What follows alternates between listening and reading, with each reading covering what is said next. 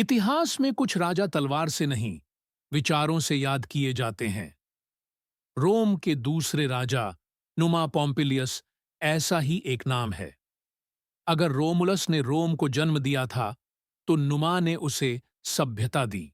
इतिहासकारों के अनुसार नुमा पॉम्पिलियस का जन्म लगभग 753 ईसा पूर्व के आसपास माना जाता है। उसका जन्म सबाइन जाति में हुआ था और उसका नगर क्यूरिस बताया जाता है।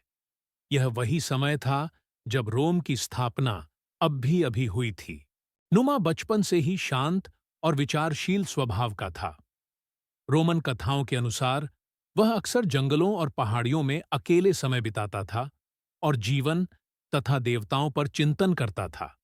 इतिहासकार मानते हैं कि यह विवरण उसके दार्शनिक और अनुशासित स्वभाव को दर्शाने के लिए बाद में जोड़ा गया हो सकता है। लगभग 716 ईसा पूर्व के आसपास रोमन कथाओं के अनुसार रोमुलस की मृत्यु या उसका देवताओं में विलीन होना रहस्यमय था। इसके बाद लगभग 1 वर्ष तक रोम बिना राजा के रहा। उस समय रोम में दो प्रमुख समुदाय थे, एक रोमन और दूसरा सबाइन। और सवाल यह था, अगला राजा किस समुदाय से चुना जाए? इतिहासकार मानते हैं कि यह संघर्ष वास्तव में सत्ता के संतुलन की समस्या था। आखिरकार दोनों समुदायों के बीच एक समझौता हुआ। एक ऐसा व्यक्ति चुना जाए जो सबाइन होते हुए भी रोमन जनता को स्वीकार्य हो। इसी कारण नुमा पॉम्पिलियस का नाम सामने आया। रोमन कथाओं के अनुसार जब नुमा के पास राजा बनने का प्रस्ताव पहुंचा, तो उसने पहले इसे ठुकरा दिया। उसका कथित कथन था, मैं युद्ध प्रिय लोगों पर शासन करने के लिए नहीं बना हूं।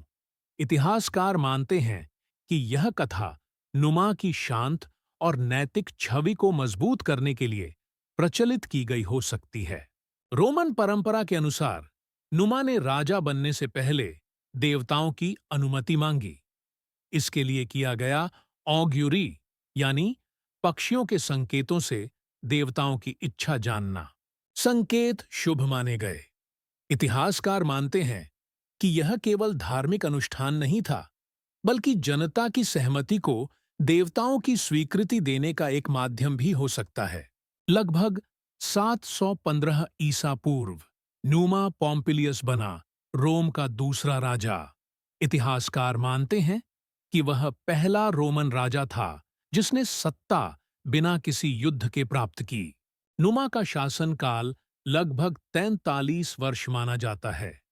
इतिहासकारों के अनुसार इस दौरान रोम ने लगभग कोई बड़ा युद्ध नहीं लड़ा।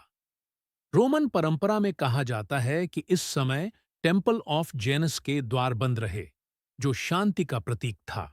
टेम्पल ऑफ जेनस के द्वार युद्ध के समय खुले और शांति के समय बंद रखे जाते थे। इतिहासकार मानते हैं कि नुमा का सबसे बड़ा योगदान धार्मिक और सामाजिक व्यवस्थाओं की स्थापना थी। उसने पुजारी वर्ग को संगठित किया, धार्मिक अनुष्ठानों को राज्य के नियमों से जोड़ा और विवाह, मृत्यु तथा पर्वों के नियम तय किए। यहीं से रोम केवल एक नगर नहीं, एक संगठित समाज बना। इतिहासकारों के अनुसार नुमा समझता था कि यदि समाज को अनुशासन में रखना है, तो समय की व्यवस्था अत्यंत आवश्यक है। इसी सोच के तहत उसने रोम के समय तंत्र में महत्वपूर्ण बदलाव किए, जिनका प्रभाव बाद के रोमन कैलेंडर और समय गणना में देखा जाता है। इतिहासकारों के अनुसार नुमा पॉम्पिलियस की मृत्यु लगभग 673 ईसा पूर्व में हुई। उसकी मृत्यु प्राकृतिक मानी जाती है। उसके बाद रोम का अगला राजा बना टुल्लुस हॉस्टिलियस। रोमुलस ने रोम को जन्म दिया, लेकिन नुमा पॉम्पिलियस ने उसे नियम, धर्म और अनुशासन दिया। बिना तलवार उठाए उसने रोम को सभ्यता की दिशा दी, और उसकी सबसे दूरगामी विरासत समय को समझने और नियंत्रित करने की सोच थी। जैसा कि रोमन परंपराएं और आधुनिक इतिहासकार दोनों स्वीकार करते हैं। अगर आपको आज की वीडियो पसंद आई हो, तो इस वीडियो को लाइक करना मत भूलिए। अपने दोस्तों के साथ शेयर करें और चैनल को सब्सक्राइब कर लें, ताकि आप हमारी अगली वीडियो मिस न करें। अगली वीडियो में हम जानेंगे नुमा पोम्पिलियस के कैलेंडर के बारे में और देखेंगे कि कैसे उसने रोम के इतिहास को नया रूप दिया।